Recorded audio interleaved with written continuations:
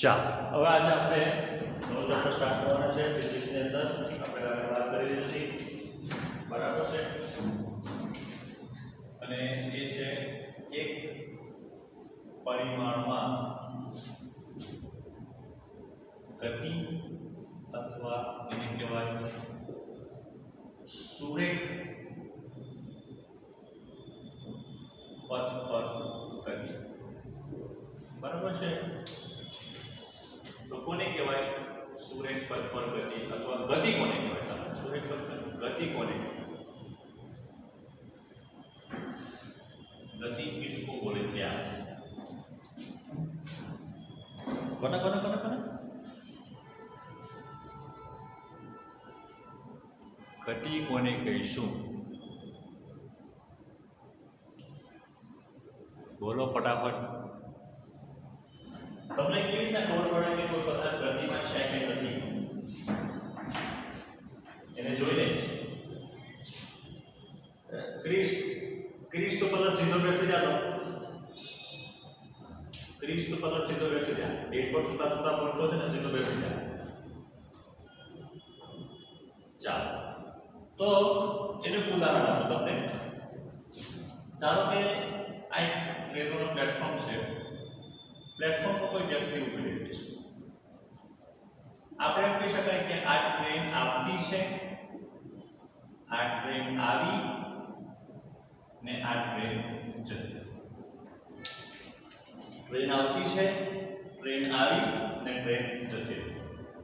तो ट्रेन गति में है एम कहेवाय. आ ट्रेन गति करती है एवं कहेवाय आपणे. तो हवे एने समजવું હોય તો પહેલા આવતી હતી અહીંયાથી, પછી અહીંયાથી, પછી અહીંયાથી. બરાબર? અહીંયાથી અહીંયા છે ને અહીંયા. તો એને કેવી રીતે બોલાય? આ બધું છે સામે આવે આ બધું. તો આ વ્યક્તિની આપણે बात करता है. तो व्यक्ति थी पहला जमणी बाजू, व्यक्ति ની સામે આવી, વ્યક્તિની ડાબી બાજુ છે. તો વ્યક્તિ આપણા માટે શું થઈ ગયો? તો વ્યક્તિ આપણા માટે થઈ ગયો સાપેક્ષ. વ્યક્તિ છે, પ્લેટફોર્મ છે, સાપેક્ષ છે. તો એ શું કહે? તો ગતિ કોણ કરતું છે? ટ્રેન. ટ્રેન એટલે એક પદાર્થ, એક કણ. તો જ્યારે કોઈ પદાર્થ બીજા કોઈ પદાર્થની સાપેક્ષે પોતાનું સ્થાન બદલે, જ્યારે કોઈ પદાર્થ બીજા કોઈ પદાર્થની સાપેક્ષે પોતાનું સ્થાન બદલે તો ત્યારે તે પદાર્થ ગતિમાં છે એમ કહેવાય. ત્યારે તે પદાર્થ ગતિમાં છે એમ કહેવાય. બરાબર? જ્યારે કોઈ એક પદાર્થ બીજા પદાર્થની સાપેક્ષે પોતાનું સ્થાન બદલે, બરાબર, તો ત્યારે આપણે કહી શકાય કે તે પદાર્થ ગતિમાં છે એવું કહી શકાય. જે આપણે સાપેક્ષની વાત કરી, એ સાપેક્ષ જે છે એ સ્થિર પણ હોઈ શકે અને એ પદાર્થ પોતે પાછો ગતિ પામી હોઈ શકે. નિધિ કે કોનો અવાજ ચાલુ છે? ઓડિયો બંધ કરી દો બધા. આપણે જે સાપેક્ષ લીધેલું છે એ સાપેક્ષ બી સ્થિર હોઈ શકે. ધારો કે તમે પ્લેટફોર્મની વાત કરો તો પ્લેટફોર્મ સ્થિર છે, પ્લેટફોર્મ ગતિ નથી કરતું. બરાબર? પણ વ્યક્તિ હોય તો વ્યક્તિ સ્થિર બી હોઈ શકે, વ્યક્તિ પોતે પ્લેટફોર્મ પર ચાલતો હોય, એટલે વ્યક્તિ પોતે ગતિમાં હોય.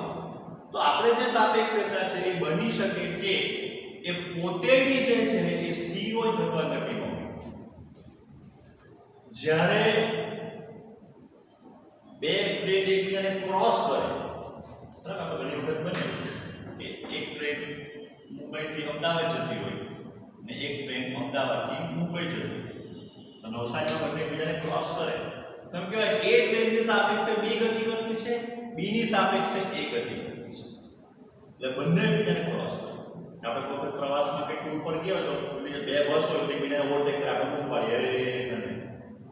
તો જ્યારે આપણી બસ બી ગતિ કરતી હોય અને સામે બીજી બસ બી ગતિ કરતી હોય, બરાબર છે. આપણે કોઈને બાય કરતો હોય સ્ટેશન પર ઉભા રહીને બસ સ્ટોપ પર, તો આપણે ઉભા રહેલો હોય ને આપણી સાપેક્ષે બસ ગતિ કરતી હોય, ગતિ થતી હોય.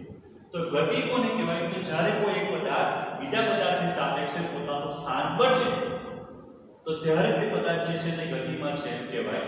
જે સાપેક્ષ આપણે લીધેલો છે એ બની શકે કે સ્થિર બી હોય ને એ ગતિમાં. સમજ પડી? તો આને આપણે કહી શકાય ગતિ એવું કહેવાય. હવે ગતિ સમજવા માટે બીજું ઉદાહરણ લઈએ જે હું મુદ્દો સમજાવવા માંગુ છું ગતિને અનુરૂપ, બરાબર છે? તો એના માટે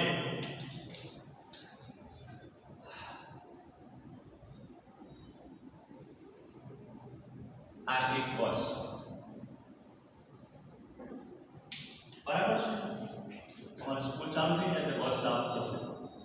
આઈવી સ્કૂલની નામ બસ લખેલું છે, આપણી સ્કૂલની બસ મોટા હશે,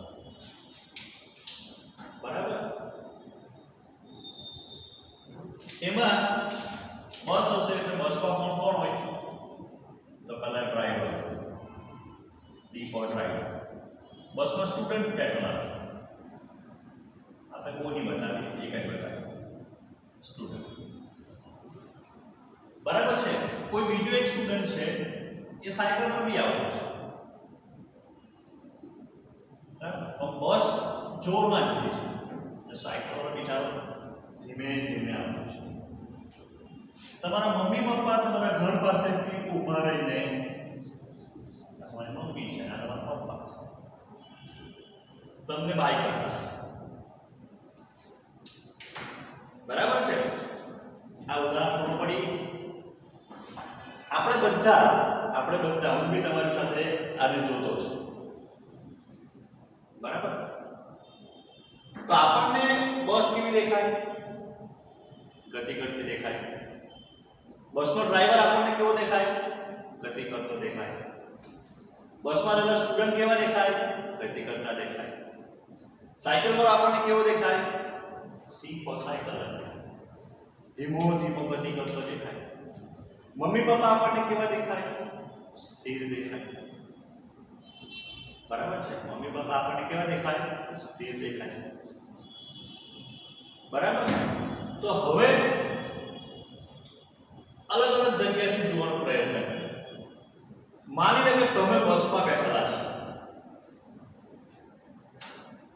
માની લે કે બસમાં બેઠેલા છે તમે લોકો, ને તમે મમ્મી પપ્પાને જોતા છે, તો તમને મમ્મી પપ્પા કેવા દેખાય? કેવા દેખાય? કે સારા દેખાય, નબળા દેખાય, ખરાબ દેખાય, ગતિમાં દેખાય કે સ્થિર દેખાય? કેવા દેખાય? ગતિમાં દેખાય. કઈ રજૂ, બરાબર? ધ્યાનથી બોલીએ તો કઈ દિશામાં ગતિ કરતા દેખાય? વિરુદ્ધ. તમે જે જતા છે એની વિરુદ્ધ દિશામાં દેખાય. મમ્મી પપ્પાને તમે કેવા દેખાય? ગતિ કરતા. મમ્મી પપ્પાને ડ્રાઈવર કેવો દેખાય? ગતિ કરતો દેખાય. તમને ડ્રાઈવર કેવો દેખાય? સ્થિર. ડ્રાઈવર તમને જોયો તો તમને કેવો દેખાય? ડ્રાઈવરને સ્થિર, બરાબર છે? સાયકલ વાળો તમને જોયો તો કેવો દેખાય? તમે સાયકલ પર બેઠા છો, તમે બીજાને જોતા તો તમારા ગતિમાં દેખાય ને તમારા કરતા ગતિમાં દેખાય, પણ તમે સાયકલ પર બેઠેલા હોય ને બસ તમને આગળ જતી દેખાય. તમારાથી પેલો બસ કે બસમાં રહેલા સ્ટુડન્ટ કે ડ્રાઈવર તમને તમારાથી આગળ જતા દેખાય, ઓવરટેક કરતા, કારણ કે બસ જોરમાં જતી છે. તમે સાયકલ વાળાને જોવો તો સાયકલ વાળો ગતિ કરતો દેખાય એટલે પાછળ જતો દેખાશે તમારા, બરાબર છે? કેવો દેખાય? પાછળ જતો દેખાય. આવું, બરાબર છે? તો એનો અર્થ એમ થયો કે આપણને એવું લાગતું છે કે ડ્રાઈવર ગતિ કરતો છે, મમ્મી પપ્પાને એવું લાગતું છે કે ડ્રાઈવર ગતિ કરતો છે, પણ સ્ટુડન્ટને કેવો દેખાય? ડ્રાઈવર તો સ્થિર દેખાય, બરાબર? એનો અર્થ એમ થાય કે કોઈ પદાર્થ ગતિમાં છે કે નથી, અથવા પદાર્થ કઈ દિશામાં ગતિ કરતો છે કે કઈ દિશામાં નથી કરતો, અથવા કઈ દિશામાં ગતિ કરતો છે. કોઈ પણ ગતિ કરતો પદાર્થ અથવા કોઈ પદાર્થ સ્થિર છે કે ગતિમાં છે, અથવા કઈ દિશામાં ગતિ છે, એનો આધાર શાના ઉપર છે?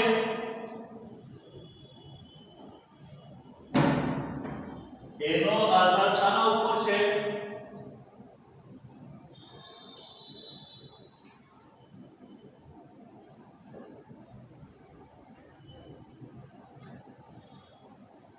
બોલો, એનો આધાર શાના ઉપર છે?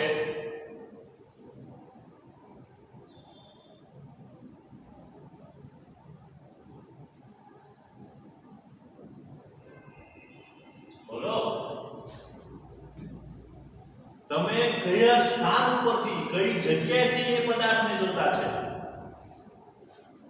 મમ્મી પપ્પા તમને જોઈ તો તમે ગતિમાં દેખાય, મમ્મી પપ્પા ડ્રાઈવરને જોઈ તો ડ્રાઈવર ગતિમાં દેખાય. એટલે આ સ્થાનેથી તમે અને ડ્રાઈવર, સ્ટુડન્ટ અને ડ્રાઈવર બંને ગતિમાં દેખાય. પણ સ્ટુડન્ટ તો ડ્રાઈવરને જોઈ તો ડ્રાઈવર સ્થિર દેખાય, કારણ કે જોવાની જગ્યા બદલાય કે કઈ જગ્યાએથી તમે જોતા છે તે બદલાય. બરાબર છે. એટલે કોઈ પદાર્થ ગતિ કરતો છે કે નથી કરતો અથવા કઈ દિશામાં ગતિ કરતો છે એનો આધાર કોના ઉપર છે? તો કઈ પરિસ્થિતિમાં કે સ્થાન પાસેથી ગતિનું અવલોકન કરો તમે તે. તમે ગતિ કરતા પદાર્થની કયા સ્થાનેથી કઈ પરિસ્થિતિમાંથી જો એના પર આધાર રાખે. તો જે પરિસ્થિતિ એટલે કઈ પરિસ્થિતિ? બસ તમારા ઘરનું ઘર, બસ, સાયકલ, આ અલગ અલગ પરિસ્થિતિ છે. આ સ્થિર છે, આ જગ્યા કેવી છે? સ્થિર. આ બહુ સ્પીડમાં ગતિ કરતી છે, આ ધીમે ધીમે ગતિ કરતી છે. બરાબર છે. તો આ બધી જગ્યા, આ બધી પરિસ્થિતિ, આ બધા સ્થાન એને શું કહેવાય? તો એને કહેવાય નિર્દેશ ફ્રેમ. એને શું કહેવાય? નિર્દેશ ફ્રેમ. એને શું કહેવાય? નિર્દેશ ફ્રેમ. બરાબર. એને શું કહેવાય? નિર્દેશ ફ્રેમ.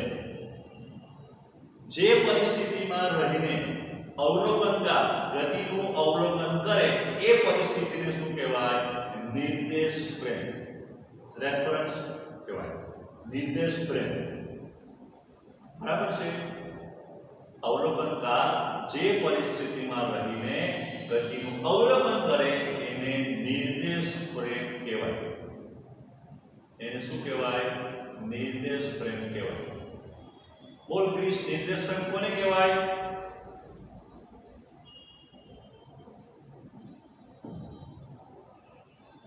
કેમ? શું કરતો હતો તું?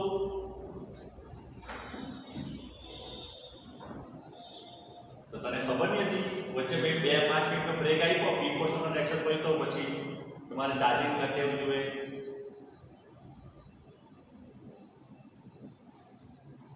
કઈ પરિસ્થિતિમાં કયા સ્થાનેથી અવલોકનકાર ગતિનું અવલોકન કરે એ પરિસ્થિતિ કે સ્થિતિને શું કહેવાય? નિર્દેશ ફ્રેમ કહેવાય. બસ એક નિર્દેશ ફ્રેમ છે, સાયકલ એક નિર્દેશ ફ્રેમ છે, આપણું ઘર કે આપણા ઘરનો ઓટલો કે આપણા ઘરની ગેલેરી એક નિર્દેશ ફ્રેમ છે. બરાબર છે. કે જ્યાંથી તમે ગતિ કરતા પદાર્થનું અવલોકન કરો એ બધી જગ્યા એ નિર્દેશ ફ્રેમ કહેવાય. બરાબર છે. બે પ્રકારની નિર્દેશ ફ્રેમ છે, બે પ્રકારની. એક નિર્દેશ ફ્રેમ છે જડત્વીય નિર્દેશ ફ્રેમ, અને બીજી છે અજડત્વીય નિર્દેશ ફ્રેમ. બરાબર. એક છે જડત્વીય નિર્દેશ ફ્રેમ ને બીજી છે અજડત્વીય. કોને કહેવાય એવું નથી સમજાવવાનું ત્યાં. કોને કહેવાય એવું નથી સમજાવવાનો. શ્રેયા, રોલ નંબર 27, મમ્મીને કહ્યું જમવાનો વાર છે, થોડી વાર એટલે ખૂબ પાડે. કોને કહેવાય નથી સમજવાના, માત્ર આપણને ઉદાહરણ લેવાનું છે. પણ આપણને ખબર હોવી જોઈએ કે બે પ્રકારની નિર્દેશ ફ્રેમ છે. આપણને ખબર હોવી જોઈએ નિર્દેશ ફ્રેમ કોને કહેવાય? જે પરિસ્થિતિમાં જે સ્થાનેથી અવલોકનકાર ગતિનું અવલોકન કરે એ બધી જગ્યા, બધી પરિસ્થિતિને શું કહેવાય? નિર્દેશ ફ્રેમ કહેવાય. તો આપણા ઘરની બાલ્કની, ગેલેરી, બરાબર છે, એક નિર્દેશ ફ્રેમનું એ ઝડપથી નિર્દેશ ફ્રેમનું ઉદાહરણ છે. બરાબર. એ ઝડપથી નિર્દેશ જે બધું સ્થિર છે. બસ સ્ટોપ સ્થિર હોય, પ્લેટફોર્મ સ્થિર હોય. બરાબર છે. એ બધું જે છે એ ઝડપથી નિર્દેશ ફ્રેમ છે. બરાબર છે. અઝડપી નિર્દેશ ફ્રેમનું ઉદાહરણ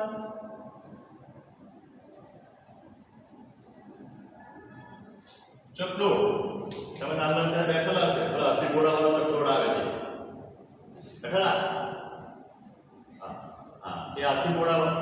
એટલે જે ચકડોળ આવે એ ચકડોળ જે છે જે સી કરો તો બી એ અઝડપી નિર્દેશકનું ઉદાહરણ છે. એ કેમ આ ઝડપી છે અને કેમ આ અઝડપી એ પાછળથી જ્યારે આવશે ત્યારે આપણે સમજીશું. પણ અત્યારે આપણે કહી શકાય કે નિર્દેશ ફ્રેમ કોને કહેવાય? તો જે સ્થાનેથી જે સ્થળેથી જે પરિસ્થિતિમાં અવલોકનકાર ગતિનું અવલોકન કરે એ બધી પરિસ્થિતિ કે સ્થિતિને શું કહેવાય? તો ઝડપીય નિર્દેશ ફ્રેમ કહેવાય. નિર્દેશ ફ્રેમ કહેવાય. નિર્દેશ ફ્રેમના બે પ્રકાર, ઝડપીય નિર્દેશ ફ્રેમ, અઝડપીય નિર્દેશ ફ્રેમ. ખબર પડી આટલું કે પથ લંબાઈ વિશે?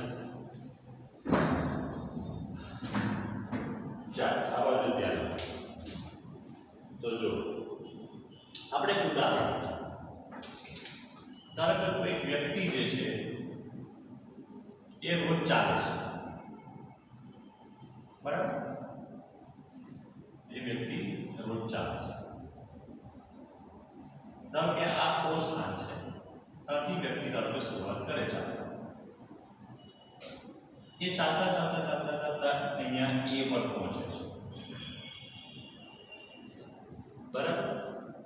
ચાલતા ચાલતા એ ઉપર પહોંચે છે, જે એનાથી માની લઈએ કે 100 મીટરના અંતરે છે. 100 મીટરના. એટલે વ્યક્તિ શું કરતો છે? તો આપણે કહેવાય કે સમય સાથે પોતાનું સ્થાન બદલતું છે, ધીરે ધીરે આગળ. આપણા માટે ગતિ કરતો કોણ છે? બરાબર? તો ગતિ કરતો કોણ જે છે એ ઓ પરથી એ ઉપર પહોંચે. તો એને કાપેલું અંતર, એને કાપેલી પથ લંબાઈ કેટલી આવે? તો જેટલો એ માર્ગે ગતિ કરે એ માર્ગની લંબાઈ જે પથ પર, જે માર્ગ ઉપર ગતિ કરે એ માર્ગ એ પથની લંબાઈને શું કહેવાય? તો એની પથ લંબાઈ એનું. ધારો કે આપણી પાસે મેજર ટેપ મોટી, બરાબર? તો ફૂટપટ્ટી હોય ને આપણે માપી લઈએ તો આપણને 100 મીટર મળે. તો 100 મીટર શું આવે? તો એની પથ લંબાઈ. 100 મીટર શું આવે? એની પથ લંબાઈ. ધારો કે આવી બીજું એક ઉદાહરણ લઈએ. ધારો કે કોઈ માર્ગ છે, મેદાન છે. કોઈ વ્યક્તિ જે છે એ સ્થાન ઉપર છે, આ બી સ્થાન છે, આ એનું સી સ્થાન છે. તો અહીંથી વ્યક્તિ ચાલવાનું શરૂઆત કરે, ચાલતી ચાલતી ચાલતી ચાલતી ચાલતી ચાલતી ચાલતી ચાલતી સી ઉપર આવીને અટકી ગઈ. એવી સામેની બાજુ છે કોઈ વ્યક્તિ આ રીતના કોઈ વર્તુળાકાર ભાગ છે, ગોળાકાર ભાગ છે, એ ભાગની ફરતે આંટા મારે. તો અત્યારે આપણે એમ કહી શકાય કે વ્યક્તિ એ સ્થાને સ્ટાર્ટ કરે છે ચાલતા ચાલતા ચાલતા ચાલતા ચાલતા બી પર આવે, ચાલતા ચાલતા ચાલતા ચાલતા સી પર આવે. તો આપણે હવે એનું કાપેલું અંતર કે એની પથ લંબાઈ કેટલું લેવાનું? તો અહીંથી બધું જ અંતર, બધી જ લંબાઈ ગણતરીમાં લેવાની. બરાબર છે? તો આના માટે આપણે પથ લંબાઈ કે કાપેલું અંતર જો શોધવું હોય તો કેવી રીતના શોધી શકાય? બોલો. ધારો કે આ ભાગની ત્રિજ્યા r બરાબર 10 મીટર છે. આ ભાગની ત્રિજ્યા r બરાબર 10 મીટર છે.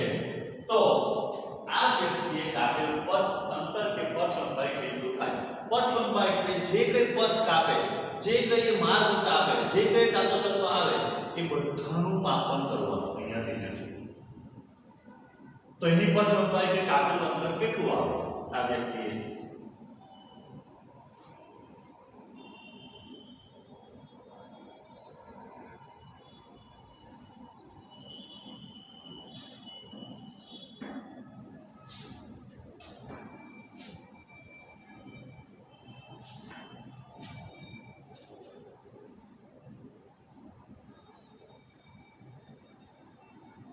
બોલો, કોઈ તો બોલો. ચાલો થોડુંક હજુ થોડુંક ઈઝી કરીએ. ધારો કે વ્યક્તિ ચાલતી ચાલતી બી પર આવે, બી પરથી સી પર આવે, સી પરથી ડી પર જાય, ને ડી પરથી પાછી આવી જાય. એટલે બધું એને જે કાપ્યું, કુલ માર્ગ જેને કાપ્યો આવ્યો એ બધી એની પથ લંબાઈ કહેવાય. બરાબર? એટલે આપણે ફૂટપટ્ટી કે અથવા આપણી પાસે મેજર ટેપ હોય તો મૂકતું મૂકતું મૂકતું આપણને શું મળે, કેટલું મળે?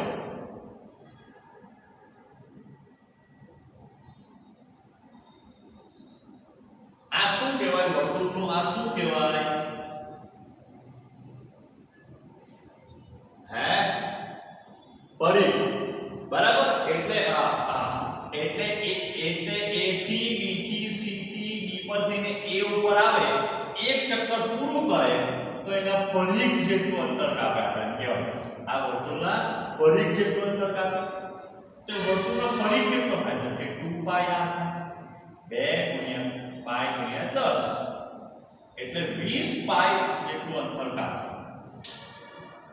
કેટલું અંતર કાપે? 20π છે.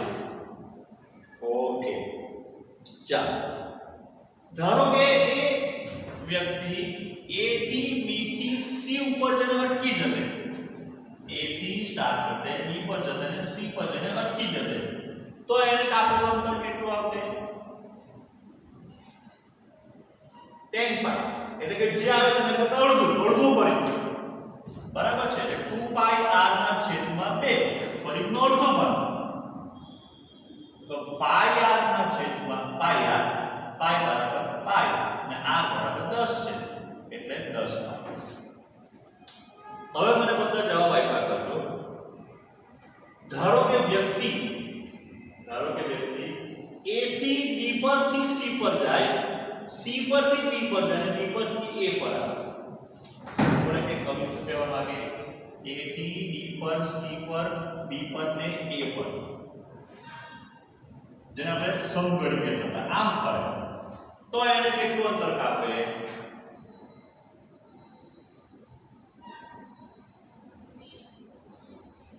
દીદી શું છે? દીદી પટેલ આલુ ચોપાઈ ને કઈ કેટલું અંતર કાપે?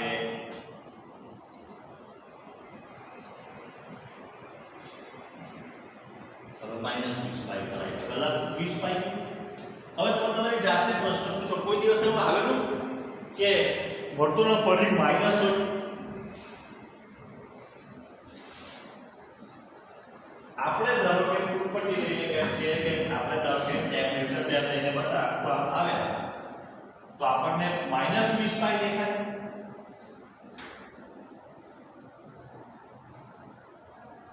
હા, તો કેટલું દેખાય? 20π જેટલું દેખાય. એટલે તમારો પહેલો જવાબ બરાબર જ હતો, 20π જ આવે. A થી D થી C ઉપર આવે, A થી D થી C ઉપર, તો કેટલું અંતર કાપે? 10π જેટલું છે. 10π જેટલું. ઓકે, 10π જેટલું જ કાપે. બરાબર છે. ચાલો, હવે આ આની અંદર રહેશે આ ભાગ હતો. બરાબર છે. જેની 10 મીટર ત્રિજ્યાથી A B આ O આ C આ E આ 10 મીટરની ત્રિજ્યા. ધારો કે એક દિવસે વ્યક્તિ કે કાકાને એવું થયું કે મારે A થી વચ્ચેથી અહીંયા જતો રહ્યો છે. A થી O પર ગયા ને O પરથી C પર, એટલે અંતર તો એક કાકા અહીંથી અહીંયા જાય. તો હવે કેટલું અંતર કાપે? A થી O થી, તો એના વ્યાસ એટલું વર્તુળના, હા, એટલે 20 મીટર. બરાબર છે. 20 મીટર એટલે કે A થી C પર જ જતા છે, પણ A થી B થી થઈને C જાય, A થી D થી થઈને C જાય, A થી O થી થઈને C જાય, તો અંતર જુદું જુદું હોય છે. ABC ને ADC સરખું છે, 10π 10π, પણ A થી O થી C સુધી જાય, આ માર્ગે જાય તો અંતર બદલાઈ જાય. હે, બદલાય. હા, ધારો કે વ્યક્તિ ચાલતી ચાલતી B પર આવે છે, B પરથી D પર જાય ચાલતી ચાલતી, અને ત્યાંથી C પર આવે. A થી B પર જાય, B થી O પર, O થી D પર અને D થી C પર. જવાબ તો ના છે, A થી C છે, તો એનો કોઈ અંતર ને જુદું આવવાનું કાપેલું. તો હવે મેં તમને એક પૂછું પ્રશ્ન કે A થી C પર પહોંચવા માટે વ્યક્તિ અથવા ગતિ કરતા કોણ પાસે કેટલા માર્ગ છે, કેટલા રસ્તા છે?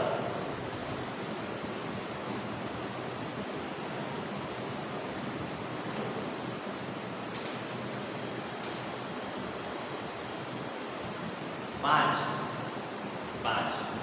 બોલો બીજું કોઈને જવાબ આપ્યો તો? ધારો કે વ્યક્તિ A થી O પર જાય, O પરથી B પર જાય, B પરથી પાછો D પર જાય અને D થી C પર જાય. ચાલે. A થી B પર જાય, બરાબર છે, પાછો B થી A પર જાય, પછી O પર આવે, પછી D પર જાય અને પછી C પર જાય, તો બી ચાલે.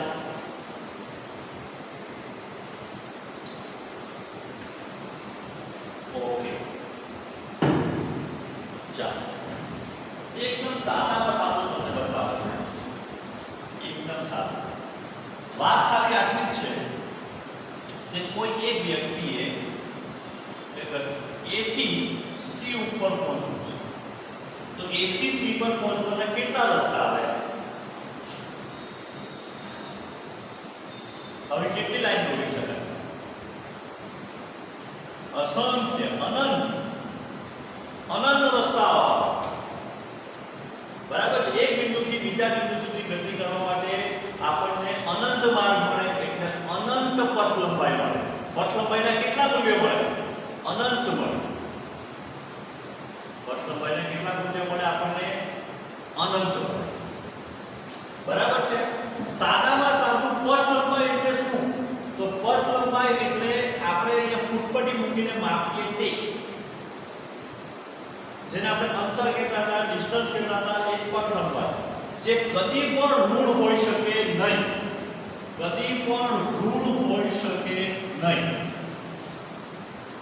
બરાબર છે.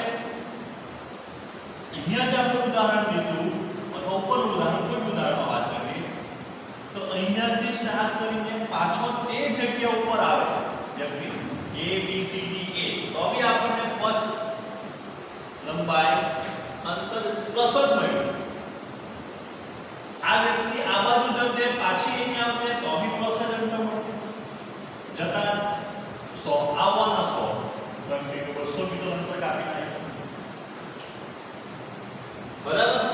તો પથ લંબાઈ ગતિ કરતા કણની પથ લંબાઈ હંમેશા કેવી આવે?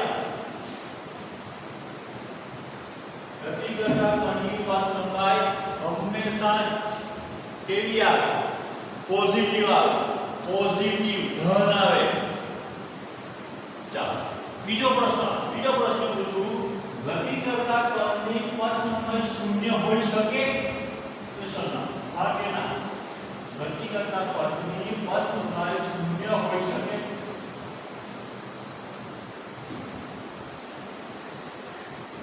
ના, ના હોય. કોઈ દિવસ નહીં હોય. આ સ્થિર હોય, તરત જ ઉભો રહે તો ગતિપથની લંબાઈ તો પણ ગતિ નથી કરતો. ગતિપથની લંબાઈ શૂન્ય હોઈ શકે નહીં. ગતિ કરતા કણની પથ લંબાઈ શૂન્ય હોઈ શકે નહીં. હંમેશા કેવી મળે? કેવી મળે? ધન, પોઝિટિવ મળે. બરાબર છે. શૂન્ય બી નહીં મળે ને ઋણ બી નહીં મળે. નેગેટિવ બી નહીં મળે ને શૂન્ય બી નહીં મળે. બરાબર. અને ગતિપથ બે બિંદુ વચ્ચે આપણને પથ કેટલા પથ મળે? બે અસંખ્ય. પથ લંબાઈના કેટલા મૂલ્યો મળે? અસંખ્ય. અનંત. ઓ હા, અનંત.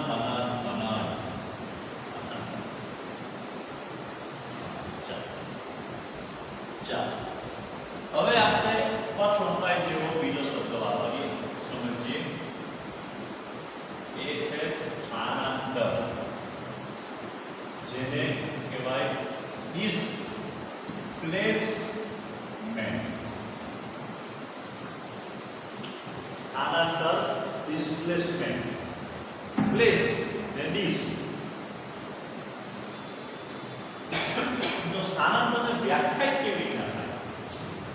તો સ્થાનાંતર એટલે ગુજરાતીમાં લખીએ તો આપેલા સમયમાં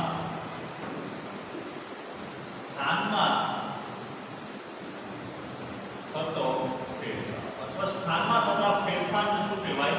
સ્થાનાંતર. શબ્દ જોડે સ્થાનાંતર.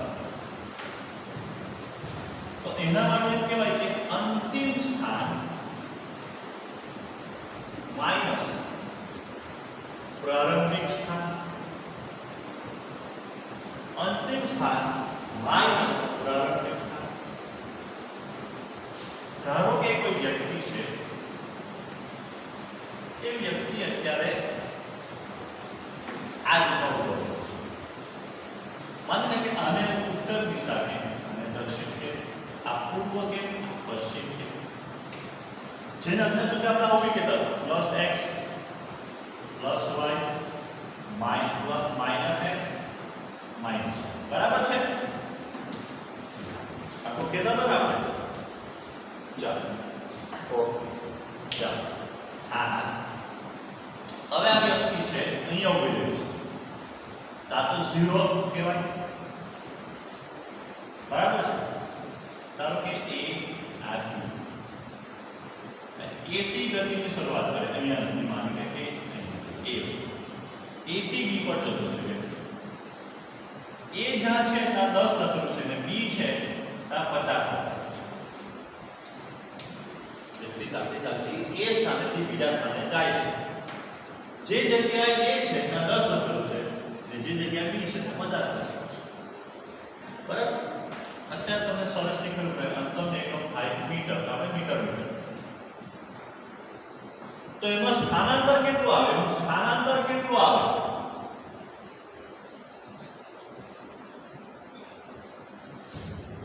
હા, પહેલા સ્થાન અંતિમ સ્થાન કયું છે? b. એટલે b નું કેટલું મૂલ્ય છે? 50. પ્રારંભિક સ્થાન કેટલું છે? 10. તો b બરાબર થઈ 40. જ્યારે a થી b પર જાય ત્યારે. બરાબર છે? પણ હું હવે લખી શકું. ચાલો કઈ વાત આગળ જોઈએ. હવે આ વ્યક્તિ અહીંયા છે a ઉપર, a થી c ઉપર જાય છે. c છે ત્યાં લખેલું છે -7. બરાબર? -7 આવે ને, બધું પ્લસ આવે એટલે માઈનસ આવે. તો હવે આપણે a થી c માટે સ્થાનાંતર શોધીએ તો d બરાબર અંતિમ સ્થાન શાંતિ ને માઈનસ પ્રારંભિક સ્થાન. અંતિમ સ્થાન કેટલું છે? -7. પછી આ સૂત્રનું માઈનસ આવ્યું. અંતિમ સ્થાન માઈનસ પ્રારંભિક સ્થાન. પ્રારંભિક સ્થાન કેટલું છે? 10. એટલે જવાબ આવવાનો -70. -70. તો હવે હું પ્લસ માઈનસ ને કેવી રીતે સમજાવી શકું અથવા હું એને સેટિસ્ફાઈ રીતે કહી શકું? તો હું એમ કહી શકું કે 40 પ્લસ આવ્યું ને એટલે વ્યક્તિ 40 મીટર જેટલું સ્થાનાંતર પૂર્વ દિશામાં કરે છે. બરાબર છે? 40 મીટર જેટલું સ્થાનાંતર ના કરે પૂર્વ દિશામાં. આ માઈનસ આવ્યું એટલે 70 મીટર જેટલું સ્થાનાંતર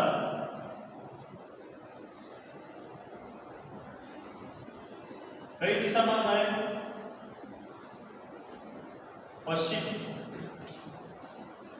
પશ્ચિમ દિશામાં કરે. બરાબર છે? સ્થાનાંતર કઈ દિશામાં કરે? 25 દિશામાં. હા, પશ્ચિમ દિશામાં.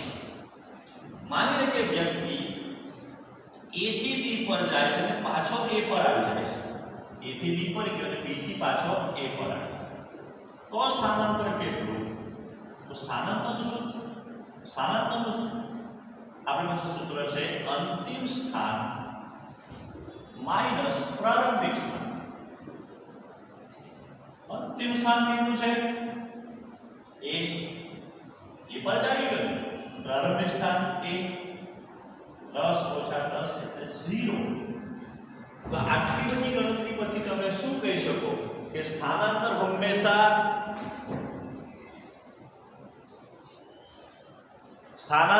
કોઈ પણ હોઈ શકે. સ્થાનાંતર 0 भी હોઈ શકે, સ્થાનાંતર ધન भी હોઈ શકે, સ્થાનાંતર ઋણ भी હોઈ શકે. જો તમે પૂર્વ દિશામાં સ્થાનાંતરને પ્લસ કીધું તો પશ્ચિમ દિશાનું સ્થાનાંતર ઓટોમેટિક માઈનસ થઈ જાય. બરાબર છે. તમે ઉત્તર દિશાનું સ્થાનાંતર જો ધન કીધું તો કઈ દક્ષિણ દિશાનું સ્થાનાંતર કેવું થઈ જાય? ઋણ. જો ગતિ કરતો પદાર્થ, ગતિ કરતો કણ કે પદાર્થ જે સ્થાનેથી, ગતિ કરતો કણ કે પદાર્થ જે સ્થાનેથી ગતિની શરૂઆત કરે છે એ સ્થાન પર પાછો આવે ત્યારે સ્થાનાંતર કેટલું થાય? શૂન્ય. કયા સંજોગોમાં સ્થાનાંતર શૂન્ય થાય?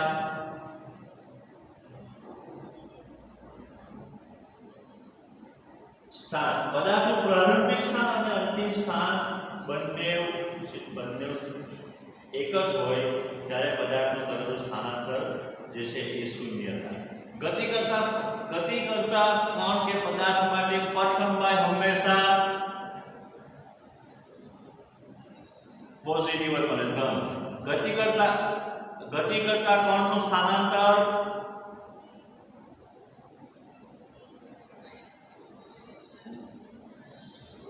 ધન, પોઝિટિવ, શૂન્ય કે માઈનસ ગમે તે હોઈ શકે. જો તમે ઉત્તર દિશાની માં થતું સ્થાનાંતરને ધન લે તો એની વિરુદ્ધ દિશા એટલે દક્ષિણમાં સ્થાનાંતર ઋણ થઈ જાય. જો કોઈ ધન x માં ગતિ કરતો હોય ને સ્થાનાંતર ધન લે તો ઋણ x નું સ્થાનાંતર કેવું થાય? માઈનસ થાય. બરાબર છે. તો બીજું એ તમે બરાબર ધ્યાનથી જોયું હોય તો સ્થાનાંતર સાથે પ્લસ માઈનસ જે આવ્યું એને આપણે સમજવાનો કે સમજવાનો પ્રયત્ન એ રીતના કર્યો કે જો પોઝિટિવ આવે તો પૂર્વ દિશામાં ગતિ કરે, નેગેટિવ આવે તો પશ્ચિમ દિશામાં ગતિ કરે. એટલે કે સ્થાનાંતર સાથે એક માન એટલે કે આંકડાની સાથે સાથે દિશા બી સંકળાયેલ છે. બરાબર છે. દિશા બી સંકળાયેલી છે. તમને એમ કીધું હતું કે સ્થાનાંતર 50 મીટર જેટલું થતું છે, 50 મીટર જેટલું સ્થાનાંતર થતું છે અને ધન છે એનું અથવા પ્લસ 50 જેટલું સ્થાનાંતર થતું છે તો ગતિ કરતો કણ આપણે આકૃતિ પ્રમાણે કઈ દિશામાં ગતિ કરતો હશે?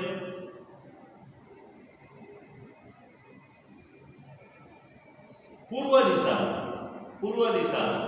બરાબર છે. માઈનસ હતો તો પશ્ચિમ દિશામાં. એટલે કે સ્થાનાંતર સાથે આપણે એમ કહી શકાય કે બીજો એક શબ્દ સંકળાયેલો છે કે દિશા. એટલે સ્થાનાંતર જે છે એ કહેવાય સદિશ ભૌતિક રાશિ છે. આપણે પાછળથી બહુ ડિટેલમાં ભણવાના છે સદિશ ને અદિશ. તો જે ભૌતિક રાશિને આવી દિશા બી હોય, બરાબર, જે ભૌતિક રાશિ દિશા વગર અધૂરી છે તો એવું ભૌતિક રાશિને સદિશ કહેવાય. એવી ભૌતિક રાશિને સદિશ કહેવાય. બરાબર છે. અમુક ભૌતિક રાશિઓને માત્ર ખાલી મૂલ્ય છે, એની સાથે દિશાને કોઈ લેવા દેવા નથી. તો એવું જે એમ કહી શકાય તો એ શું છે? તો એમ કે અદિશ. એટલે જેવું સદિશ ને અદિશ.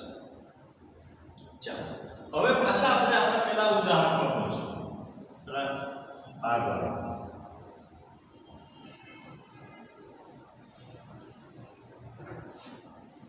ચાલો તો જે ભાગવાળું ઉદાહરણ છે આપણું એની અંદર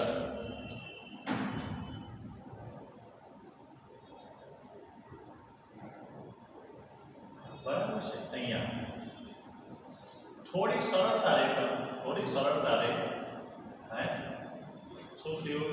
ચલો ચાલો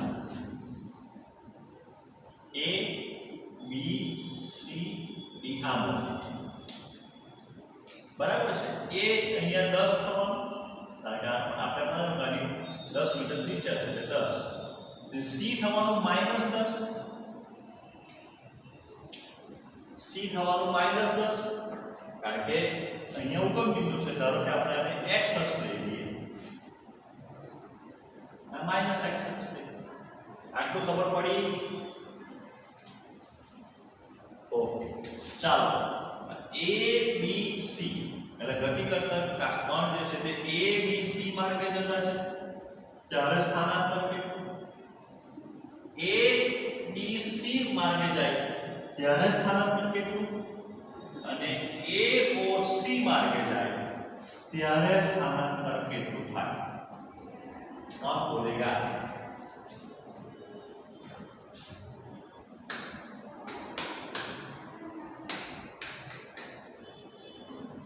કોણ કે એબીસી માર્ગે જાય તો સ્થાનાંતર કેટલું થાય? એ થી સી પર જ જતો છે, પણ એ થી બી પર થી સી પર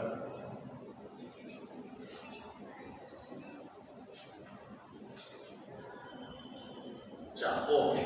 તમે મારી વાત સાંભળો. સ્થાનાંતર કેવી રીતના શોધાય? કેમ ભૂલી ગયા? સ્થાનાંતર કેવી રીતના શોધાય? તમે સ્થાનાંતર कैसे શોધेंगे? आप स्थानांतर को कैसे शोधेंगे? बूम अंतिम स्थान माइनस प्रारंभिक स्थान.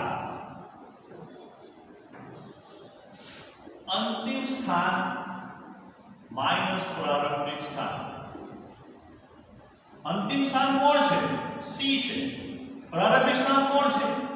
ए है. माइनस माइनस 10 થઈ ગયો. आ माइनस એટલે माइनस 20 मीटर. इधर क्या आएगा? ए थी माइनस 20 જ આવશે ને અહીંયા કેટલો આવશે? माइनस 20. એ જ પ્રમાણે તમે એ સી થી એ પર જાઓ કોઈ બી માર્ગે સી થી એ પર તો ત્યારે સ્થાનાંતર અંતિમ સ્થાન એ પ્રારંભિક સ્થાન સી 10 ઓછા આ સૂત્રનું માઈનસ ને આ સી પોતે માઈનસ એટલે પ્લસ 20 મીટર થઈ ગયું. ગમે તે માર્ગે તમે સી થી એ પર જાઓ प्रारंभिक स्थान सी अंतिम स्थान ए પછી એ સી થી બી પર થઈને એ પર જાઓ સી થી ડી પર જઈને એ પર જાઓ કે સી થી ઓ પર થઈને એ પર જાઓ બધા જ માટે એક માટે આપણે શું કહી શકીએ કે સ્થાનાંતર કેટલું આવે? પ્લસ 20 જ આવે. સ્થાનાંતર કેટલું આવે? પ્લસ 20 જ આવે. બરાબર છે? સ્થાનાંતર કેટલું આવે? પ્લસ 20. એનો અર્થ એ થાય કોઈ પણ બે બિંદુ વચ્ચે આપણને સ્થાનાંતરના કેટલા મૂલ્યો મળે? કોઈ પણ બે બિંદુ વચ્ચે આપણને એક જ મૂલ્ય મળે. બરાબર છે? તમે ગમે તે માર્ગે ગતિ કરીને આવો જ્યાં સુધી અંતિમ સ્થાન અને પ્રારંભિક સ્થાન એક જ હોય જ્યાં સુધી આપણું જો a થી c પર प्रारंभिक स्थान ए अंतिम स्थान c प्रारंभिक स्थान ए अंतिम स्थान c प्रारंभिक स्थान ए अंतिम स्थान c तो શું થાય? સ્થાનાંતરના એક જ મૂલ્ય મળે. જ્યારે પથ લંબાઈમાં અનંત મૂલ્ય મળતા હતા. પથ લંબાઈમાં આપણને કેવા મૂલ્ય મળતા હતા? અનંત મૂલ્ય મળતા. બરાબર છે? પણ સ્થાનાંતરમાં બીજું એવું છે કે એમાં દિશા સંકળાયેલી હોય. તમે અહીંયા માઈનસ આવ્યો એનો અર્થ એમ થાય કે ઋણ x તરફ સ્થાનાંતર થતું છે. આ બધી દિશા પશ્ચિમ હોય તો પશ્ચિમ દિશામાં સ્થાનાંતર થતું છે. પણ સી થી એ પર જાઓ તો પ્લસ મળ્યું એટલે કાં તો ધન x માં સ્થાનાંતર થતું છે અથવા પૂર્વ દિશામાં. સમજ પડી?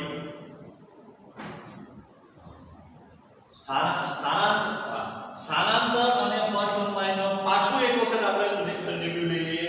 પથ લંબાઈ તો કોઈ પણ બે બિંદુ વચ્ચે ગતિ કરતો કણ જે એક્ચ્યુઅલી પથ કાપે જે માર્ગે ગતિ કરે એની કુલ લંબાઈને શું કહેવાય? પથ લંબાઈ.